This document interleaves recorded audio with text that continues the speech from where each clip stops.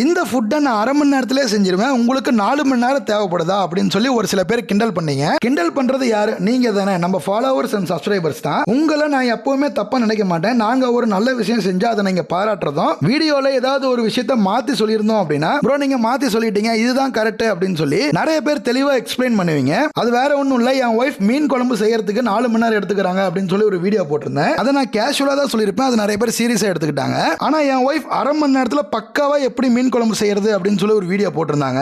அதை பார்த்துட்டு நம்ம ஃபாலோவர்ஸ் நிறைய பேர் மீன் குழம்பு நான் ட்ரை பண்ணி பார்த்தாங்க, சூப்பரா இருந்துச்சு அப்படின்னு சொன்னாங்க. நம்ம ஃபாலோவர்ஸ் நிறைய பேர் அவங்க வீட்டில் மீன் குழம்பு செஞ்சு பார்த்துருக்காங்க. ஸோ டேஸ்ட் வேற லெவலில் இருந்துச்சு. அதுவும் அரைச்சி வச்ச மீன் குழம்பு நாங்கள் இப்போ தான் ஃபர்ஸ்ட் டைம் ட்ரை பண்றோம். ஸோ அக்கா ரொம்பவும் சூப்பராக செஞ்சிருக்காங்க அப்படின்னு சொல்லி எனக்கு வாட்ஸ்அப்பில் நிறைய பேர் மெசேஜ் பண்ணாங்க. எல்லாருமே நம்ம கிட்ட போட்டோ ஃப்ரேம் ஆர்டர் பண்ற கஸ்டமர் தான். ஸோ நம்ம கிட்ட ஆர்டர் பண்ற எல்லாருமே நம்மளோட வீடியோஸோட ஃபீட்பேக் நிறைய பேர் சொல்லுவாங்க. அதில் நிறைய ஃபீட்பேக்ஸ் தான் நம்ம மீன் குழம்பு பற்றி சொல்லியிருந்தாங்க.